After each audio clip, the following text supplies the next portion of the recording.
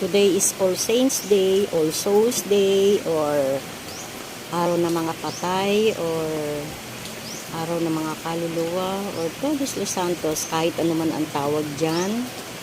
Basta ang araw na ito ay iaalay natin sa mga kaluluwa ng ating mga mahal sa buhay na dapat panalangin natin.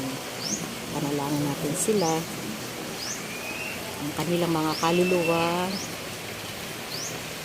at dapat ihingi din natin sila ng mga patawad sa mga nagawa nila kasalanan kung mayroon man habang sila ay nabubuhay. Ayan. Napansin niyo ba talagang umuulan pagka ganitong Todos los Santos, umuulan. Umuulan talaga pagka ganitong araw. May kasabihan nga na sila ay lumuluha, sabay-sabay silang lumuluha. Kung hindi man umuulan ay yan ay makulimlim at sila ay malungkot. Dahil siguro hindi na nila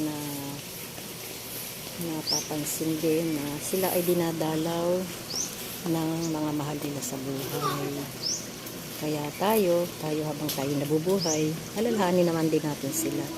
Dahil minsan man lang din sana ay nabigyan natin sila ng kaligayahan, o tayo nabigyan nila ng kaligayahan noong sila ay nabubuhay pa lang. Okay na nga anak, magbigay tayo ng panalangin sa ating mga mahal na buhay na nasa piling na ng ating mahal na Panginoong Jesucristo. Amen. Amen.